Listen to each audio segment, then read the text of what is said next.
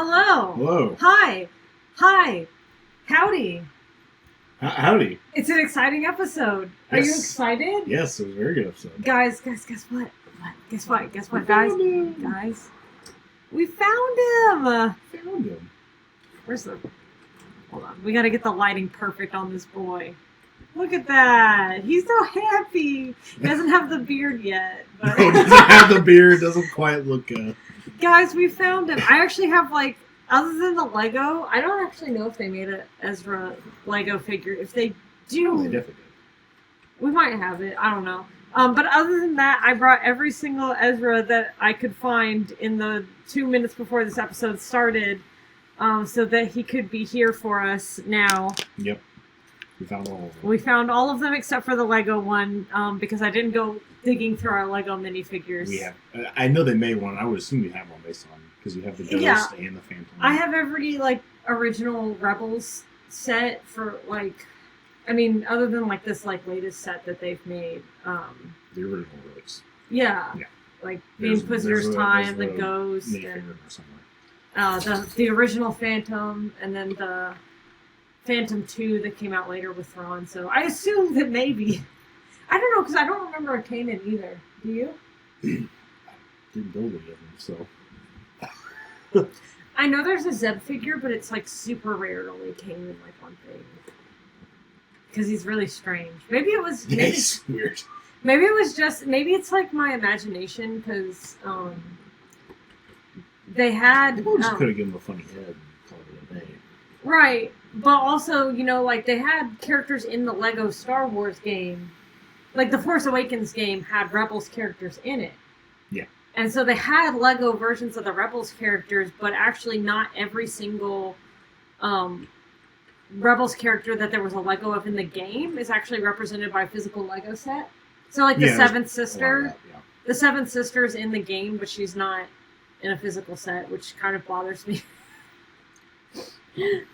That's fine. Can you take the plastic ball out of... Sorry, we just got a new kitten, so there's a lot of noise happening back there, but we've removed the ball from the little roller, so okay. I was going to put it in there so you didn't have to hold it, but, hopefully that won't be going in the background. But thank you all for joining us, and we'll get started. The first thing that I wanted to do is to thank you all. After this last week, I guess episode 5 was good or something. Because we got a whole bunch of new followers, both on the Twitch and the YouTube, and a whole bunch of views and everything. And we just wanted to thank you guys. We know that almost every single person on planet Earth knows about Star Wars and has opinions about it. And there's a lot of differing opinions out there. And the fact that you trust us with your Star Wars opinions means a lot to us. So thank you for listening to us ramble for an hour. For sure. Once a week. We really appreciate that. It's been fun. It has been. We love this show, guys. This show's... I feel such relief that the show's good. I know. We were a little worried after Mandalorian Season 3, because I just don't feel like the writing of that show... Andor was fantastic. I think that we could have done this for Andor, and also had a very excellent time doing it for Andor. Mandalorian Season 3 got us a little worried about this show, and it has just blown our expectations away. So if any of you watching happen to be at Lucasfilm, I doubt you are, but if you are, know that we appreciate you. Just saying. So, how good were the reunions this episode? Very good. Yes. I want to well start... done. They didn't have them kiss, which was such a, thank you. They just had, a reunion as friends. Please have a beautiful moment platonically. Look, not that we would be upset if Ezra and Sabine ended up together. I'm just glad that, like the end of Rogue One, I feel like a kiss at the end of Rogue One would have kind of been a little... strange, right? They just hug each other. Yeah, because they're about to die, but they didn't have to. They don't all of a sudden have to be horny for each other at the verge of death. Right. So, we are pretty happy that everything's being treated seriously, not but aside from that, being used to put romance where it doesn't need to be. Yeah, I wanted to start with this is kind of a reunion of sorts. Not necessarily, there are two really big ones in this episode, which we'll talk about later. But I wanted to start with kind of our first reunion of the episode, which is actually seeing Night Mother's Dathomiri in live action for the first time. Yeah. Oh my god. That I would. Oh man, I need to know more about what's going on with that. Like, I didn't know that they came from Another galaxy. No, I don't think that. Like, honestly, a lot of the arc of Dathomir in this, I would have probably attributed to the Zepho before this. Come on, in terms of like, what do you mean? When Ahsoka's in the temple in the very first episode, and we're like, oh, right, everything looks Zepho and aesthetic and everything, and the puzzle balls and everything. It reminds us. Zepho, by the way, are a race in the Jedi Fallen Order and Survivor games. That they're sort of like these early. I don't even know if they were necessarily Force users, but like Force worshippers. I mean, they were Force users, but way before the concept of the Jedi and the Sith existed. Yeah, so like I think of them as being something that probably came from something older than the traditional galaxy that we think of structure. So those are kind of things that I would have attributed, like this architecture with like the big screaming statues and everything like that. Like if I was going to expect a race to be like associated with the Purgil or from another galaxy or like that kind of mysticism, I would have attributed to the Zepho. And that's why, like, Cordova spent an extensive amount of time studying the Zepho. But then again, there were Zepho artifacts on Dathomir. Yeah, so that they were sprinkled throughout a bunch of different planets. But I think that they probably went with Night Sisters because more people know what Night Sisters are. Right. You would have to have played the video games to know about the Zepho. And we did find, there was at one point in time, like a key to the Zepho vault located on Dathomir, so I'm not saying that those things aren't related. We could also find that those two are, like, interlinked and have been enemies since before the galaxy that we know about. That wouldn't surprise me at all.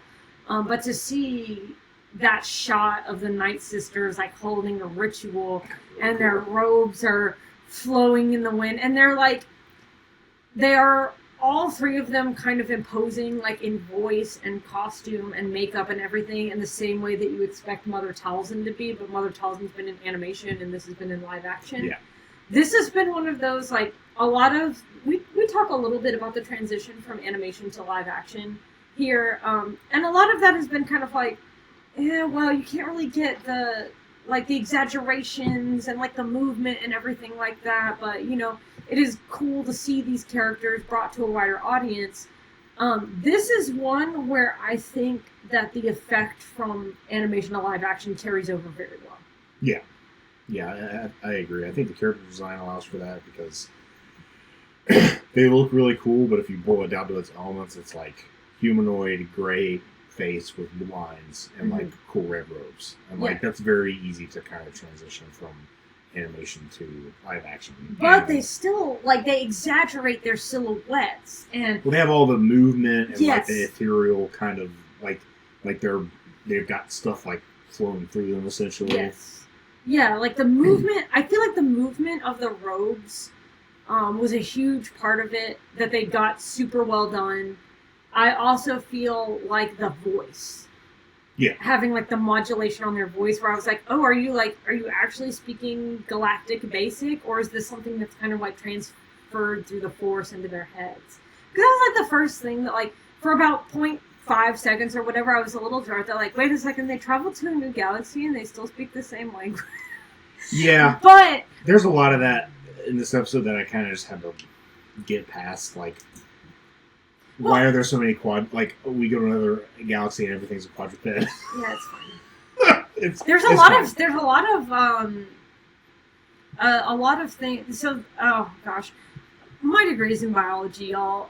So when it comes to like limbs and things like that, the reason that so many things on our planet have 4 limbs is because we have like 2 sets of these like Hox genes that control for limb length. But like in theory, you could duplicate that, and like insects, for example, are always in multiples of 6, and you see that a lot more with invertebrates than you do with vertebrates.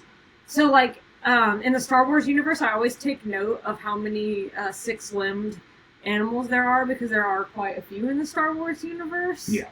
And I'm always like, well, you know, in theory, even though on our planet it's not advantageous for vertebrate animals to have a duplication of the Hox gene, if it had occurred very early on in evolution and didn't serve like deleterious effects, then in theory you could have widespread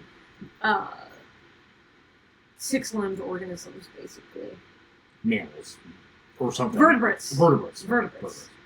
We're talking about vertebrates because, like I said, in invertebrates, that 5 and 6 multiplications are more common. Like you see in like starfish and sea urchins and things like that. Sand dollars, if you've ever found one on the beach, they're almost always pentagonal symmetry arranged. And then obviously we have like insects, which are 3 body segments and 6 limbs and things like that. So you have things in like multiples of 3. So, but we don't have to. No, multiples of 3 body segments and 6 limbs. Oh, sorry. But anyway, we don't have to go that in depth for this new galaxy. We really, really don't, because they are not bound by the same laws of biology, which was actually a discussion that we got into.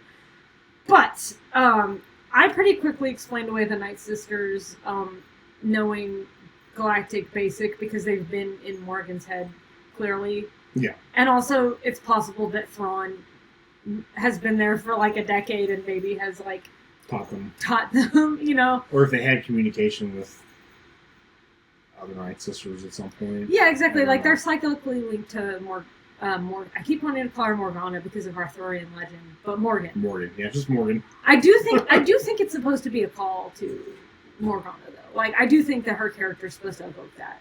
I don't know Morgana. She's like the sorceress temptress in Arthurian legend, because you know he marries like Guinevere. Right. But Morgana's like the seductress. No. And sorceress. And she eventually brings his death and downfall.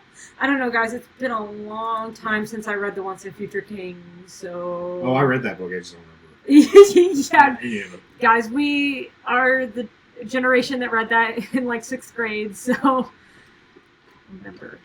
But I definitely think there's a lot... we actually have a segment later on where we kind of talk about the medieval stylings of everything, but I definitely think now, with everything that we're seeing, that Morgan is supposed to be kind of a Morgana figure for this work. I do really appreciate all of the like mythology and folklore and everything they incorporate into this. So we got that reunion, which was awesome, and also I think that we got like the most of Morgan's character that we've seen so far. Yeah. I like, you know, we haven't really gotten to know her super well just yet, but like I did feel something when she had that like reunion with her like ancestral kin that she's been linked to over the galaxies. Yeah, I mean, it made her character more interesting. Finally, like because so far she's just had like a couple lines of her, so basically. Yeah, and she just like. Yeah, she smirks a lot and like. She has a good smirk though, but. Yeah, but it's also. Yeah, but she's been like menacing and smirking, but we haven't really like gotten to explore very much. Yeah, getting into her motivations more and like what it actually means for her to do this, like. Yeah. And seeing it pay off, you know, and seeing her reaction to it paying off. Like, finally it makes sense why she's involved with Thrawn in the first place, because there's like some kind of deal between the Reverend Night Mothers and Thrawn. So like it kind of makes more sense now, like why she's so closely linked with Thrawn when we haven't, like, what did Timothy Zahn say, that he's written like 11, 14, something like that Thrawn books, and we've never seen this character, so we're like, okay, so like why is she important to him or whatever, and like now we can kind of see that link and fill in the information a little more. Yeah. So I do appreciate that. But we're done talking about that. Now we get to talk about Thrawn and Ezra. Seeing Thrawn live action, they did a really good job. That made me so emotional. I'm really glad, like, even if Lars Mikkelsen doesn't, like, look exactly like the animated version of the character, which we've already discussed how, like, animation versus live action, like, doesn't necessarily translate one-to-one. Having his voice back was so huge to me. Yeah. That, like, when he spoke, like, I could feel it. I'm like, this is our Thrawn. Yeah. And he looked fine. Like, he looked... Yeah. They did a good, like... The Chiss are just blue humans with red eyes, and that's fine. And they did that, and they didn't do anything extra like that. They like CGI'd up his eyes a little bit to make them shiny, like shinier. Yeah. It wasn't just like red contacts, like you're at a Ren fair or something. But they just did it, and it wasn't like too excessive or like weird, and it worked. Like I was skeptical after like seeing images of them in the trailer. Yeah, in the trailer it almost looked like they had just like painted like CGI. It looked like they had CGI the color on afterwards, but no, he was like a blue dude. Yeah. And it worked well. Here, his voice is great. Like his mannerisms. They got. Oh my gosh! Like all of his pauses. Yes. Like almost when he doesn't. You want to talk speak, about pregnant pauses? Almost when he doesn't speak is like just as impactful as he does speak. Like when Morgan is like, why don't we send more troops? And he's just like, we've already lost you. like, yes. Yeah. They got his... It's so good to have him back. I can see why they chose him for this. Absolutely. I really appreciate that. For sure. Yeah, seeing him... I'm glad they did Thrawn first before they did Ezra, because, like, both were very emotional in their own right, but I'm glad that they were separated so you could, like, fully appreciate having one back before you have the other one back. Yeah. You know what I mean? And, this scene was so impactful, the way it was shot, seeing, like, the countless stormtroopers, and we're like, oh, that's a familiar image, and then they, like, zoom in closer on them, and you're like... Okay, the stormtroopers were incredible.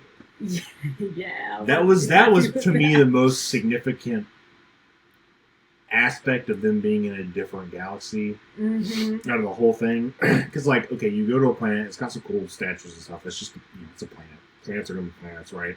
It's got a breathable atmosphere. That's great, right? Because putting a bunch of helmets on people is boring. They get out of their ship and they immediately die. Yeah. Oh, nice. 80% nitrogen, 20% oxygen, no problem. It's fine, whatever. They got the cool statues and stuff. That was nice. But then, like, the thing that really sold it that they'd been in a different place was the way that all of the Stormtrooper stuff had been modified and repaired. And that's what sold it. 100% was first of all the Captain Enoch. Yes. Captain. Yeah. You see, he's my second to last talking point. Captain Enoch. Well, Captain Enoch, and then how like the facial mask, which I can't remember what that reminded me of. It's maybe Jason the Argonauts. Well, right. So the Kigurumi. It's the art, like the Japanese art of repair, where like they take like broken pottery and they like fix it with like lines of gold and everything. Like that influence was clear. I honestly think that the Asian influence in this episode was like very strong. Kintsugi. Especially like with the bandit designs and everything like that. Yeah. Yes, you got it. Thank you. Nanogram. Hi. Kintsugi. I love your artwork so much, by the way. Especially your dactylian art. Like all of your reptiles and dinosaurs. I'm super a dinosaur nerd. Thank you so much for creating. We're glad to have you here. Yeah, that, and they're speaking, but we can't understand what they're saying. Yeah. Which again, like we kind of talked about, like how the language switch was a little like jarring at first. Be like, they speak basic, but now we see like the elements of the strange as well. Yeah, it was. They come out with a Black Series of. Oh yeah, we're getting Captain Enoch. We're getting Captain Enoch. Actually, even though we did not buy Thrawn, we're getting Captain Enoch. Yeah. Thrawn sits on our wall. He's right there. Yeah. So he has a spot here too. I honestly, I guess we could jump to this now. I kind of think that the Stormtroopers are all like dead, and they're somehow reanimated with Night Sister magic. What did we talk about before? We talked about Mark. Yes. Hey, surprise, guys! Yeah, I thought we had brought this up before, that the concept of being zombies, basically, but, like, cooler in a Star Wars way, I guess. They give me, like... Oh, they gave me Sardaukar vibes. Oh, yes. If anybody's seen the most recent Dune movie... We're also big fans of Dune. Yeah. We have a cat named Leto, so... We have a child. We have a cat named Leto. If we named a human child Leto, that would be case... Someone should call CPS on us. Just kidding if your name is Leto. Or if you have a child. No. I mean, if your name is Leto, I'm sorry. And your parents should be in jail. Leto's not the worst I've heard. No, it's not as bad as we don't need to talk about that somewhere. Ezra. I have an ex who named their son after Ezra. And the other one. Yes, his name is Nero Ezra. we don't have to talk about that. I'm sorry. That's a total diversion. Anyways. I hope you're not watching. Dude is great. So sorry. No, I hope you are, because you're a terrible person. So they remind me of the Sardaukar, and like you're saying, they seem like it could be plausible because you never saw skin, you never saw any elements. They've got like the red ribbons wrapped around. They're red. Or dark red, maybe. They're red. They're red like the Night Sister fabric. Okay. They've got like red ribbons wrapped around the armor and everything, which again was kind of like, oh well, maybe they are reanimated. Like the fact that they're like broken and then fixed kind of gives me that thought. Because that's the thing. I think they introduced that in the animation first, like before the video games, because they like reanimate ancestor zombies and stuff like that. Well, and they're like offloading like a lot of materials and whatnot from the Star Destroyer. They're onloading. Oh, they're onloading, but it looked they're bringing stuff out of the crypts from the Night Sisters. I mean, it looked like corpses. Well, it looked like, like they were like caskets. Caskets, yeah.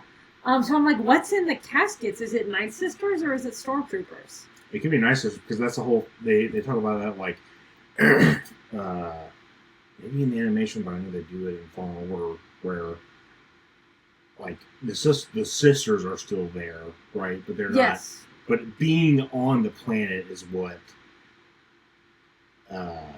gives them the power. Like if it's a planet that's a Night Sister planet or it's connected, right? So being on Dathomir is what like reanimated them when you fight them. And that's like the source of Marin's magic. Before, like, okay, so this is getting into Jedi battle scars and whatnot. That like. Marin's powers derive from her relationship to the other Night Sisters and from the planet itself, and she has to like re-find the source of her magic in the wake of the genocide of her people, which is a very interesting concept. Thank you, Sam Maggs. Yes. But I could see that if these Night Sisters are coming to the new galaxy, then they want to bring their power with them, like the source of their power, or because there was a mass exodus of Night Sisters, they want to bring their dead to a place that will revive them. True. Maybe. Yeah, like at least spiritually revive them, if not like physically. Or physically turn them into zombies like they do. Well, yes, but I mean, part of that is like contributing to their magic. Right. Why not? Superman can't resurrect. Okay. Yes. Superman can't resurrecting the existing crew that perished as a Chimera got shot into oblivion. He's more efficient than training new recruits. Yeah, yes. And that's why because they wouldn't get new recruits from anywhere, right? They're in a totally different galaxy. And right. The ship was also repaired with the weird, like bronze-ish, bronzium, basically. Maybe it is bronze. Hey, we don't know where this is. I mean, it's bronzium. Bronzium is bronze. Okay. I kind of had that thought, and I think it's a natural like step to take. I wouldn't be like shocked if like Ahsoka comes next episode and cuts one of them down and they explode just like Mark did, which would kind of at least contribute a little bit more to his arc. Make a little more sense. Hey guys, I'm so sorry. I'm so sorry. We're still talking about Mark at the number one post-mortem Mark fan cast. But seeing the Chimera show back up, yes, seeing the repairs on it, and seeing that, like, that is what sold it like 110% for me, Yeah. was the fact that they had been in a weird place for a while. Honestly, I think it starts So from good. I think it starts from the moment they break off from the hyperspace ring, because the ship design is also that shiny gold bronze color. Oh, right. They had that And weird, it's an like, unusual obelisk shape. ship kind of thing. So like I think like right away, and the music is different too. Like the music is more like synth heavy than a lot of the other like more orchestral music. I mean, they do have still have the chanting. So there's like all throughout they do a great job. We talked about this a couple episodes back, but like, what does it look like to bring like Star Wars to a new galaxy? Because you still want it to feel inherently like Star Wars, but you know it intuitively that it should be different because it is a new galaxy. And so they blend elements of the familiar and the strange in a really beautiful way. And I think it starts the moment the ship peels off. From the ring. From the ring, yes. From the moment it peels off from the ring. It's a different shape. It's a different color than we're used to. And we've got a little bit different, like, more electronic sound to the music. And it's coming in, and the planet itself, I don't think necessarily I would be like, oh, this is nothing like Star Wars or whatever. Yeah. It's fine. Right. I mean, the statues are very That's cool. really cool, yeah. Design choice and everything. But like the place that the Night Sisters are having their ritual very much looks like the place that they just left on Cetos. So like they're still grounded in elements of the similar, but there's enough different and strange. And I think that's what that Kintsugi like sort of thing ties together very well. It's like, oh, we have things that you're familiar with, but it's like broken and repaired in a way that's like a little bit out there and that we haven't seen before. And these are the bad guys. Yeah. So it's that added level of like, you have all this new strangeness, but it's also the enemy that has it. There's a lot of enemies on this planet. Yeah. We like that here on a Betty Lovin channel. Yes. Okay. So, and also, I thought having like Thrawn, like he's still in his like he's still wearing his Grand Admiral uniform, but like it's like a little scuffed up. Like there's fray on the edges, and it's like it's not perfectly ironed. It's a little creased and everything, but he's still wearing it. Very cool. Oh yeah. I mean, I guess he could have put it on because he knew that he had visitors from his familiar galaxy, but I kind of think that... Is he walking around like a fucking zombie Bahamas shirt the rest of the time? I kind of get the impression that he's been wearing this the whole time. There's no fucking... I mean, I love the idea that he maybe was, like, in trunks the rest of the time. But no, he was definitely wearing this. Not trunk, but he could have been, like, in, like the red, like... Oh, it would actually be really cool. This would make a cool drawing. I might have to draw this later. But, like, Thrawn in, like, red, like, Caesarian Roman robe things. Oh, with a toga. Come on. What's wrong? What do you mean Caesarian toga? Caesarian... Okay, fine. Whatever. A toga. But, yeah, like, it's a toga. He's wearing, like, fabric that's draped similarly to the Night Sisters, and, like, red, and the red against the blue with the red eyes. I kind of think that would be... And gold, too! We have gold, just like Caesar. That would make a cool art piece. Yeah. I think. But he could have been wearing that the rest of the time, but I kind of get the impression he's been wearing his uniform the whole time. Alright, do you have anything else to say about the reunion with Thrawn? I mean... Sorry. Not other than... Our youngest... again, we're so sorry. We have a new kid. His name is Brindle because we're... tireless Imperial fans, but he was chewing on some cords, so I really apologize for the disruption. Just keep going. Okay, so did you have anything else to say about the reunion with Thrawn? That was not intentional, by the way. We just spooked him. All right. No. Okay. All right. So now we can talk about Ezra. This is kind of exactly how I thought the reunion with Ezra would play out, to be honest. Like, it had to involve some weird, like, creature shenanigans. Yes, well, like, I mean, like, the whole build-up to it, like, we have, like, the stuff with the Howler, like that wolf. I love creature designs so much. And, like, we already had the Croco Wolves and, like, on, like, the Massives that we got to see. I mean, they were existent before, but like we got to see them very extensively in Book of Boba Fett and whatnot, and that's like really like a crocodile but dog. And then this is like dog but also crocodile. Like it has that like face that's like wide in the front like a crocodilian, but then it also has kind of like rat ears. I really like the Howler designs a lot, and they perfectly nailed that puppy body language. Yeah, I thought that was a cool thing, and like, you know, there were several like moments where you maybe thought that Sabine and Ezra were going to be reunited, like the bandits, like when they were shooting at her, like I kind of thought, I was expecting one of them to be Ezra. Yes. So you kind of have like that like tease, but I think that what they did with like the creatures, like that is so Ezra. He has always been the creature boy, and like it just reminded me a little bit of like his like street rat thing on Lothal and everything. So like it felt so perfect. Although the crabs that were wearing people clothes, like little English gent from the 1800s. Either that or like little newsies, like from 1912, like or 1915. I want to see how the war is going over in Britain. It's a nickel. But they remind me of the mud crabs from Skyrim, because we are the also Skyrim. Like we are the Skyrim generation. It's like if you see a rock over in the mud by the river, it's actually a crab, and it's gonna pop up and be a crab, and that happened. And I don't know if you guys have seen this like viral video that went around like probably a decade ago of like the Skyrim mod that gives the mud crabs like the top hat and the monocle, and they're saying, "Now you fucked up. Now you fucked up." That's like all that was playing through my head when they initially popped up. There was a lot of very drastic tone changes in this episode. I'm not sure how much of it was intentional and how much of it was a personal experience, but going from like the Thrawn reunion and seeing all these like creepy stormtroopers, and then going to like crab people was interesting. It was still good, like excellent episode, but it was also funny to just be like, oh, she's gonna follow some crab people around now. But it feels so right for his character.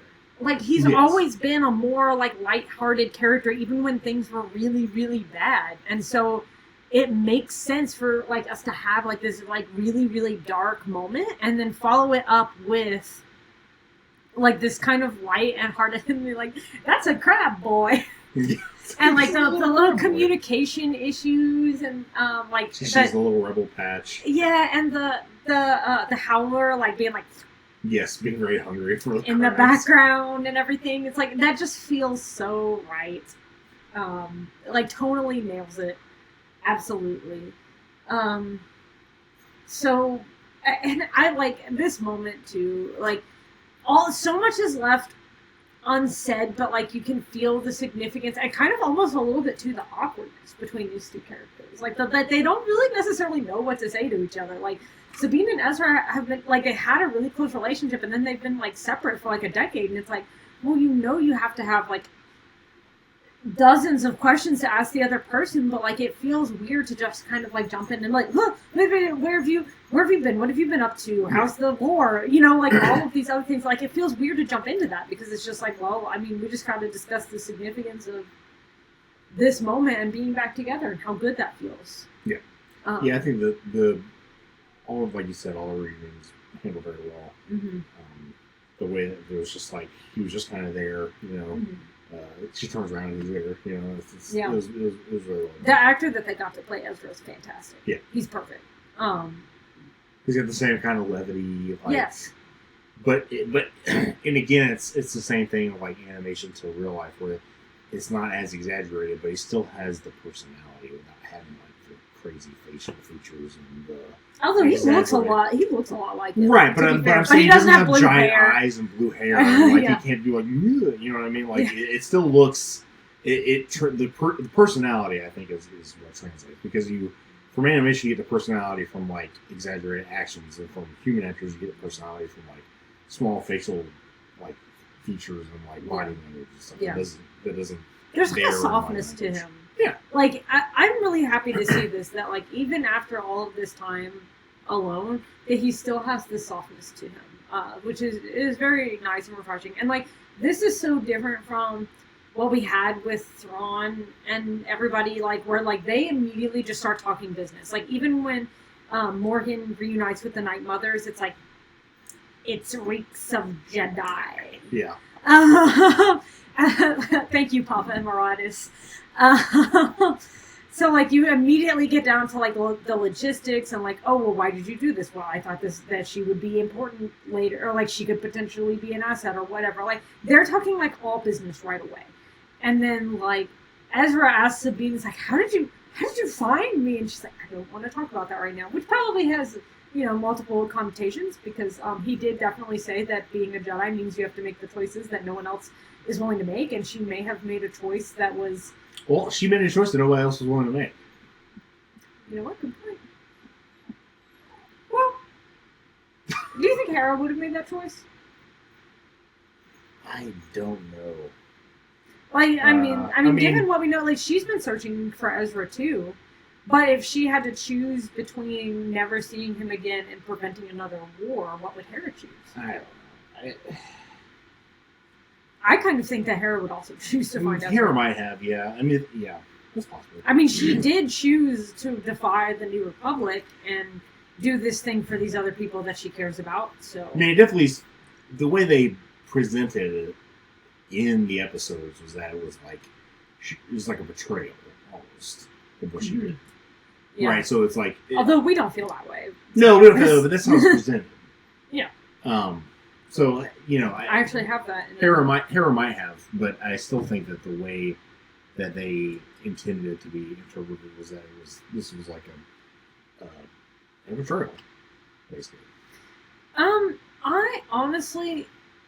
I would tweak that a little. Maybe not a betrayal. I think that Ahsoka feels that way, but I think that the conversation that Hu Yang and Ahsoka have kind of reveals a little bit about why she feels that way. That it doesn't feel like the practical decision to make. So we just have to, like, kind of, like, step back for a moment. Because, like, you know, like, it feels like we kind of, like, picked back up with Sabine's story. So it almost went, like, from, like, episode 4 to episode 6, right? And it's easy to forget about what happened in episode 5, which was that Ahsoka went on this, like, incredible journey. But she spent a significant amount of that time dwelling on her trauma with Anakin. Yeah. And Anakin went to the dark side and caused... I mean, not that he caused all this pain and suffering. I mean, that was Palpatine, right? But, like, he definitely contributed a lot as Darth Vader. He helped. He sure did. But... Anakin starts down this path because of attachment, right? Like his attachment to Padme, and he cares more about saving Padme than he does about the well-being of the galaxy. And so I think that Ahsoka has just dwelled on that with Anakin. And now it's like, well, Sabine she thinks, I mean, she even says that she's like she and Hu Yang were discussing it, and Hu Yang's like, well, maybe she made the only choice. That was, for her, this was the only choice. Yes. And Ahsoka's like, I'm just afraid she did it for herself.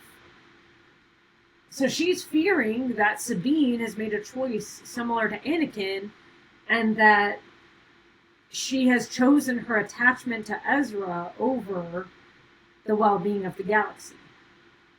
So I think the context of episode 5 was really important to her attitude in this. Yeah. I'm still very glad that, like, you know, because, like, last episode we talked about how she could have told Hera that Sabine went willingly, but she didn't, and she held that back, and then that's, like, reinforced in this episode that she's like, I didn't tell Hera everything. And Hu Yang, like, immediately was like, that's impossible, and you know, they discuss it a little bit more, and I think it's kind of what we've talked about, like, the compassionate choice versus the rational choice. But Ahsoka sees it in a light of, like, attachment versus, well, like, greater good. Right. If that makes sense. And like, for us, we're like, well, the rebellion has always kind of been about fighting for individual people.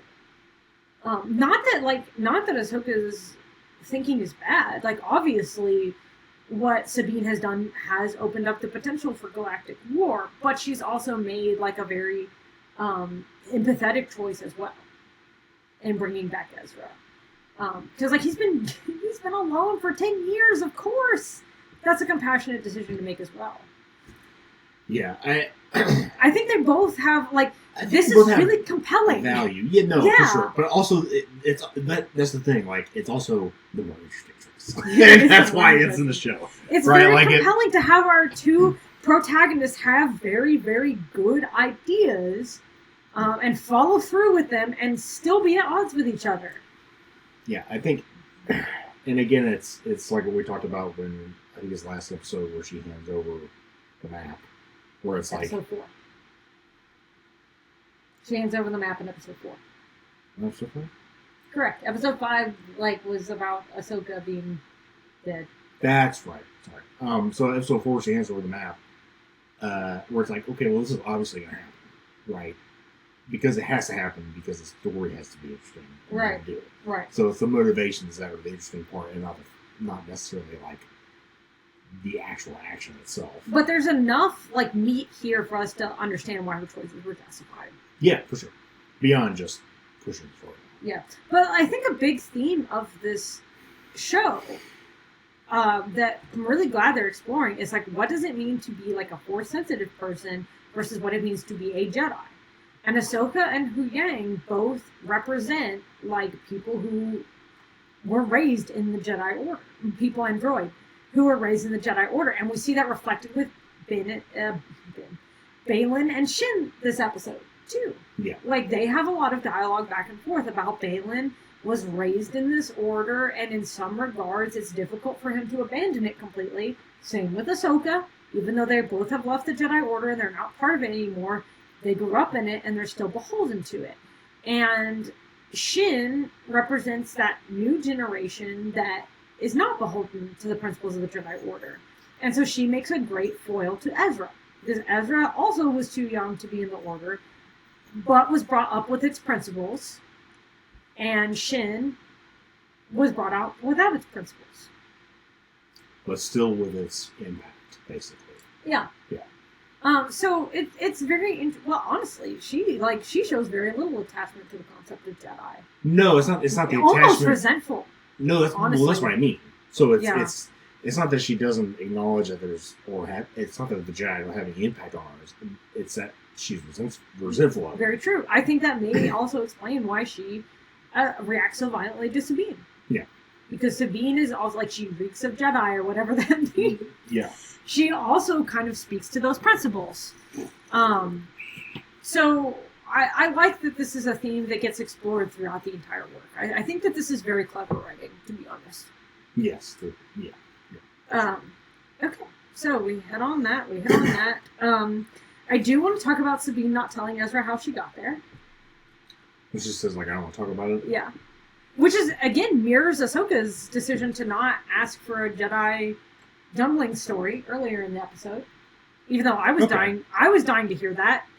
Hu Yang's would you like me to tell you one of those old stories? And I was like, yes, I want to know. Give me the lore, please. But Ahsoka's not right now. All right. And it's exactly the same thing that Sabine says later on. Yeah, I think part of that is how do you? I think a natural kind of reunion is going to be very long and be very involved, especially something like this.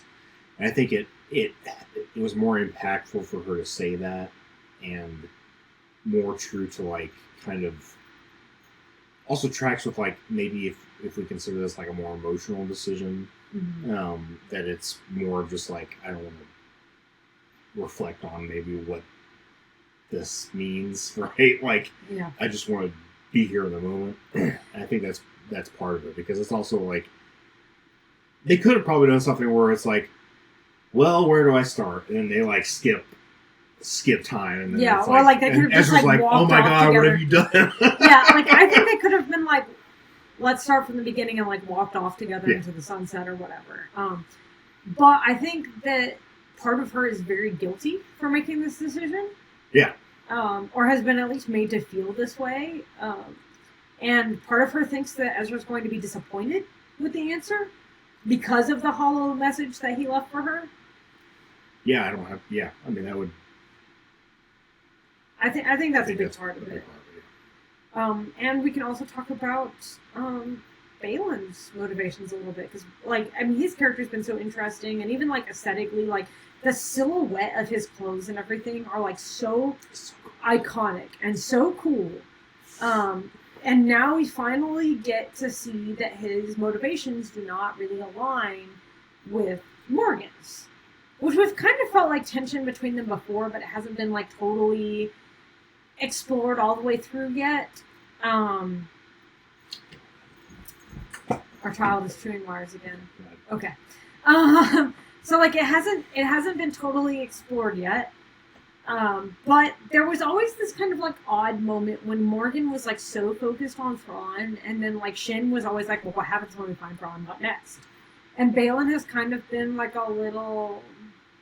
Well, that's the whole thing. Like whenever, that's the great part about some character being a mercenary is that when you introduce them as mercenaries, it automatically introduces the possibility for there to be a difference in motivation, and so they finally like address it now. But like this whole time, it's kind of been boiling in the background. Like, why is he doing this? Like, because I don't think money is necessarily as big of a No, I don't. I don't get the sense that money matters to any of them. Yeah. Maybe it mattered to Marek. Mark the magic ghost. Yeah. Maybe Marek really cared about the coin. Yeah, that's why I got smoked. His heart wasn't that. Yeah. Something Andor. Of course, I'm scared. Yeah. Big payload. So I think that's. Yeah, like what you're saying, I'm glad that they're addressing that now. But that's like the great part of like having mercenaries and stuff like. So what do you think? What do you think he wants to do now that he's here? I mean, other than like vague promises of new beginnings and power, right? What do you think he like actually like concrete wants to do? We haven't been given like any kind of idea of what, like, because he talks about at the end. Just go to that. Like he talks about we're in the cycle, constantly in the cycle. Yeah. It's like yes, that is. I mean, it's a but like what is like the real world? What is tangibly? What is he going to do here? That's what I'm saying. So they haven't presented some kind of like item or power that he's going for, but obviously there's something here that is not important to the other people that want to come here, or not being considered. But is being considered by him because now that they're there, it's like he's separated. Do you think it's like significant that they seem to be like some of the first Force users to be here?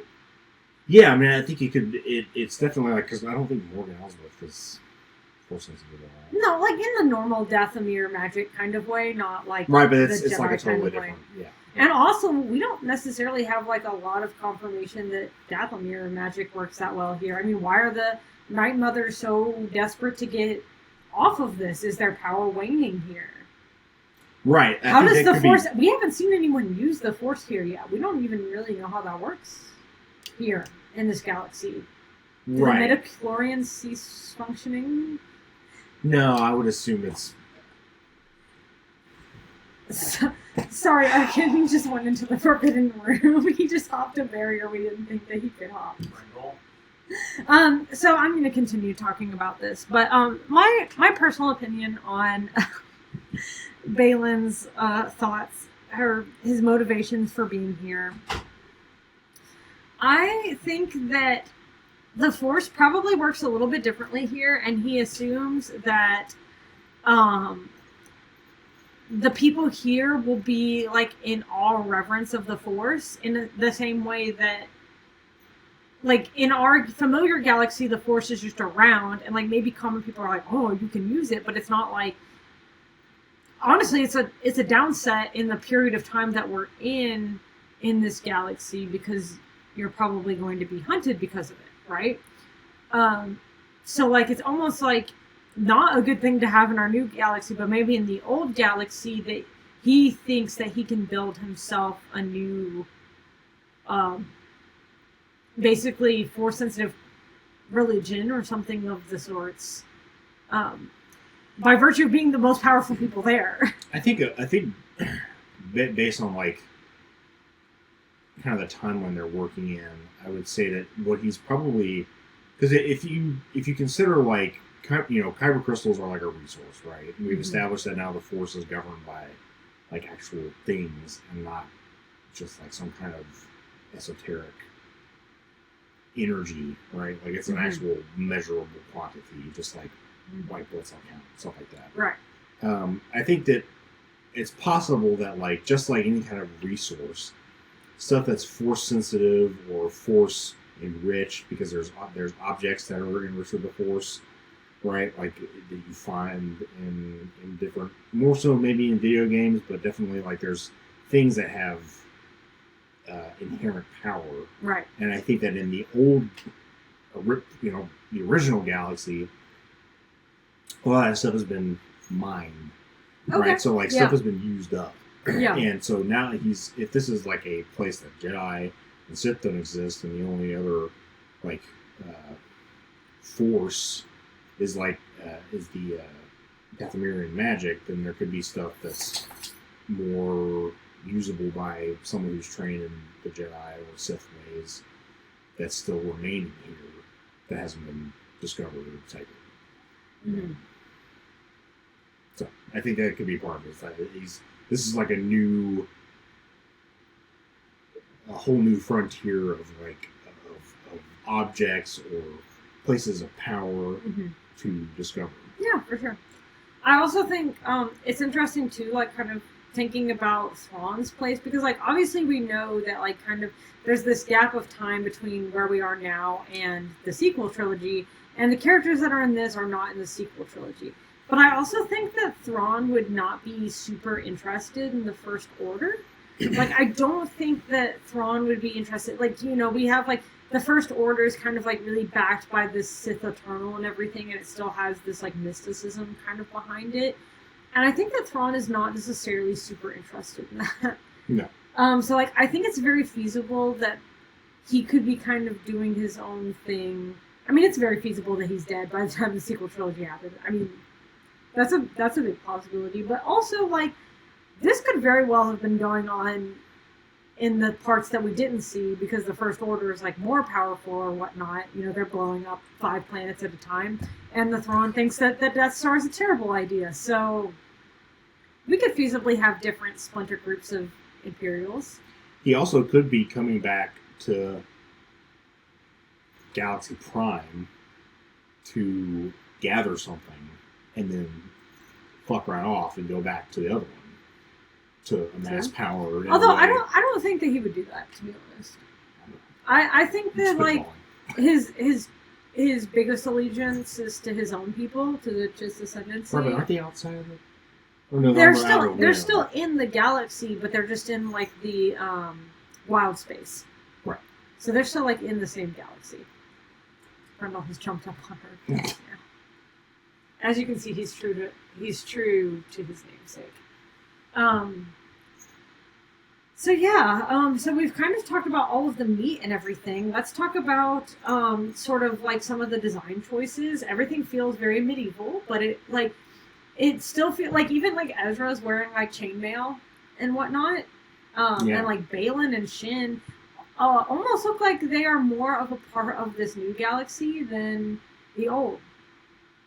Huh. Do you get that sense? Like their clothing almost looks more. It's definitely not in line with like the regular kind of aesthetics. Yeah. That we've seen before, but yeah, it's definitely. Like, I mean, not that it wasn't like it wasn't these... jarring, because like we've seen obviously like all of our armor has pauldrons in it, and like the Clone Wars armor looked kind of medieval in design, but like so it didn't look out of place when we were in our old galaxy, but in this new one, it's almost like the Mandalorian armor and everything is like more like jarringly out of place, and their armor really fits more. Yes. You almost get the sense that this galaxy is like older in some way. Well, yeah, it's definitely older, because Morgan's told me like, oh, our ancestors used to ride the Purrgil right on over. Well, but, I mean, you mean less technologically advanced? Yeah.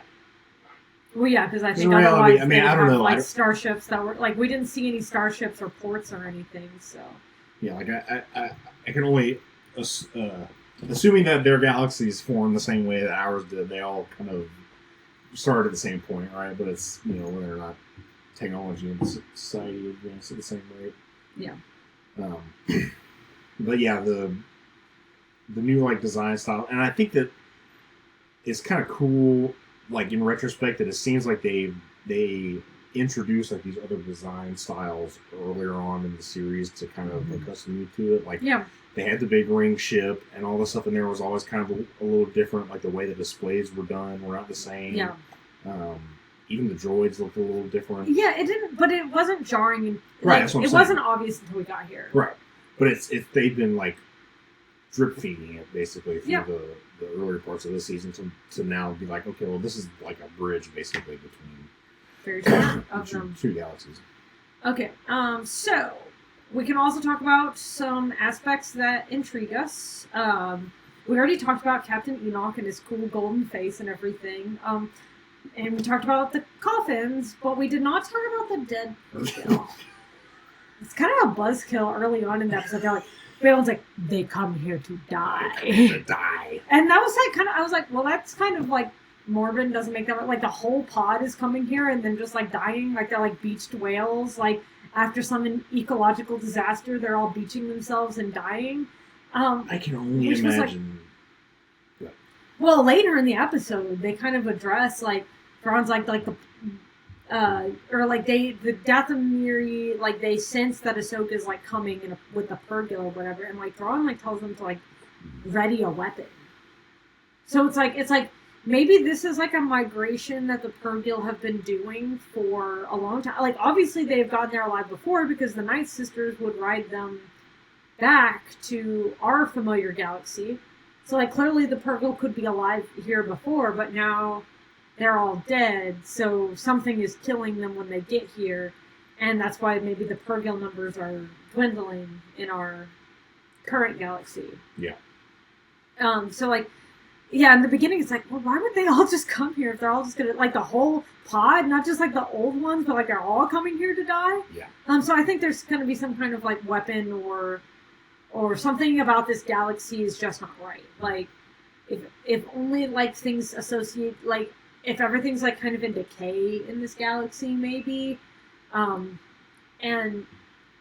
or if it's, like, an actual physical weapon that they're, like, killing the Purrgil. Yeah. Yeah, there has to be something else they're going to pay that off with, because as a piece of lore by itself, it doesn't make any sense. Yeah. Like, it has to be some kind of smoking gun kind of thing. I think it's probably going to be like an analogy to like an ecological disaster. Well, for sure, but are they going to do anything more with it than just like animals dying, calling it a day? Yeah. So that was an aspect that I was like, I want to know a little bit more about that. I want to know why everyone is so desperate to get out of this galaxy. Yeah. If you have like the Night Sister power, why are you so? And like this is your ancestral homeworld. Why are you so desperate to get out of here? It's always fucking awful statues everywhere. Please. Don't insult the Dathomiri. I mean, they're cool, but good lord, so, like, imagine looking up at that every day. Also, what's kind of interesting to me is, like, they, like, in our galaxy, like, the Dathomiri, like, they're all women, right? And then they have, like, the Night Brothers, like, the Zabraks. Sorry, that was my accent. The Zabraks. The Zabraks. And that's, like, the males that they use to, like, further their race. They're studs. Yes, they're studs. So like in this other old galaxy, like logistically, like would they even be the same species if they're not half Zabrak anymore? Maybe they just reproduce meiosis. Or maybe they don't, and that's why there's only like 3 of them alive. That might be true. They got rid of all the dudes, and I was just like, we gotta go to another galaxy and get some. There's the deep seed. The deep Zabrak lore is that actually the Zabrak were also from this old galaxy, and the Dathomiri brought them to the new galaxy just to be able to procreate. Yeah, and they gotta chase them now. I don't know. I don't know. There we go. There's our wild fan lore right there. It's a good thing that we don't write Star Wars at all. The Dathomir are just trying to go to the other galaxy to chase Dick. Oh no. Well, if you say it like that. Okay. Did you have anything else that, in particular, other than the fact that our kitten is very cute, that you wanted to talk about tonight? I hope. I don't know. I don't know if I want an explanation for why the troopers look like that, or if I want to leave it a mystery because it's cool. Maybe it could be explored in a different work. Sure. Yeah. There's only 2 episodes left of this show. Like, I'm okay if they. Almighty. Yeah. I know. I'm okay if they don't necessarily explore it in depth in this, but maybe something else, like a comic series or. Novel. Please don't just leave it in a reference book. That's all I'm asking. Yeah. Those things would be neat, and we would like to see them, but we understand that this may not be the place for that. Yeah, they got a very finite amount of time to kind of wrap this up in some kind of satisfying way, with 2 episodes left. Yep. So yeah, I think I want to know if we're going to get back in the season. You're not sure if they're all going to be. You think they're all going to be stranded? Not stranded. Oh. I just don't know if it's going to end with like charging the engines. You know what I mean? Interesting. It is like there's not very much time left to explore. It really isn't. Even if they do like an extra. And I'm like, I am at a loss of like speculation of what comes next. Like, I was just like so excited by this episode that I kind of forgot to think about what could possibly come next, because I'm just enjoying it while it was happening. Like the screen went black and I was just like, yes. Yeah. That was everything I wanted it to be. So I wasn't like necessarily being like, well, what's going to happen next? Because I was just like, I felt fulfilled. Yeah, no, I agree. Which is an interesting place to be when you're only 3/4 of the way in. So what could this finale possibly bring us? I mean, I think that Baylan and Ahsoka definitely need a rematch. I feel like that's going to happen. Well, they have to, because they have to finish that off. Because our big cat and our little cat are play fighting, and they're making a lot of noise. I know the kitten is making a lot of dramatic noises, but we promise we don't punish him. And no, he's just a loud boy. He is. I mean, they have to have a rematch because they don't have the actor, so they have to finish that. Yeah, I don't know what they're gonna do with that. I mean, honestly, they might just leave it unfinished and be like, well. I mean, they could do that. I honestly, I might prefer that, because like I think that we like understand, like we're adults here watching this, like we can understand why something might be left unfinished, or like finished in a graphic novel or something, given the circumstances. I would almost prefer that to what they did with Leia in Rise of Skywalker. Yeah.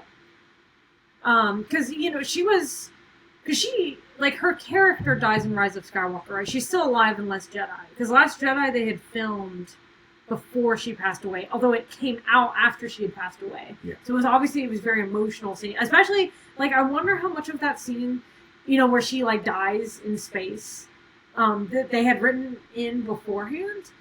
Because like I think when we were watching it in the theaters and that happened, we're like, oh my god, is this how they're gonna do it? Like, is this how they're gonna address that? Because it was like, oh my god, please don't. But it was like almost like we had to watch that character die twice after she had died in real life. Yeah.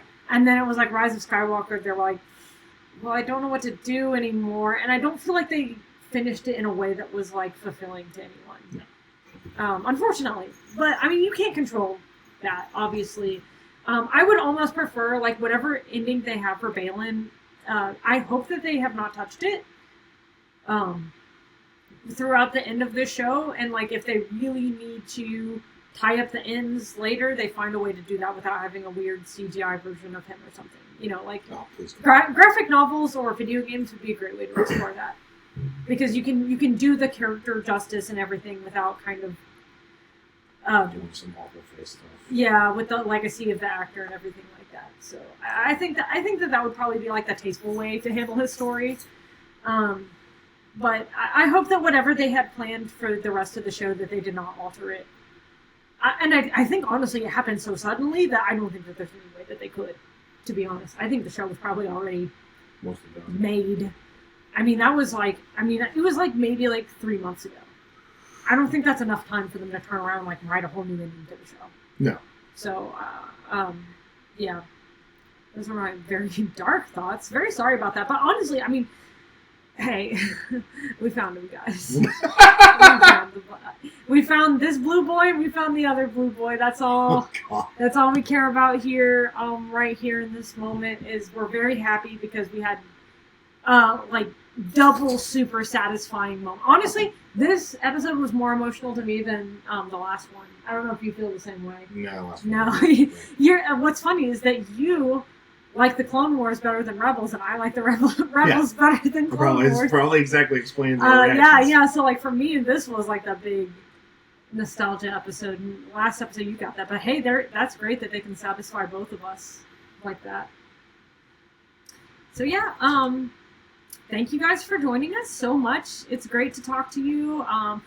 We had a YouTube comment that it was my first ever YouTube comment that I've ever received. So thank you so much. Someone commented first, and hey, they were. Stop. They were my first ever. Oh, was it 2011? Stop. I thank you so much if you were like the person that commented first. That like just getting a notification that I had a YouTube comment was like really like I do. Because I'm a nerd like that. It makes me happy. So thank you so much. If you want to continue to reach out to us, I don't know that I've ever actually like. I assume that most of you who are watching this probably come from my Tumblr, but if you don't, know that probably my most popular social media is my Tumblr. I'm Inquisitorious Sinbin on Tumblr and Instagram, so you can reach out to me on there. It's also our YouTube channel is Inquisitorious Sinbin as well. And after we finish live streaming the episodes, we pretty much immediately upload them to YouTube. So if you ever miss part of the episode or whatever, you can find it on there. And then on Thursday nights, barring what happened last week where we had a pipe burst and we had to fix it, otherwise we wouldn't have water to our house. Yeah. I also stream at 7 p.m. our time, so an hour before this starts. On Thursdays, I do an art stream. So feel free to join me on there. And thank you so much for your patronage. It really means a lot to me. Thanks for watching. Yes, absolutely. See you next week. We'll get to see more of the new galaxy. Yes. Alrighty, y'all. See ya. Ciao. Bye.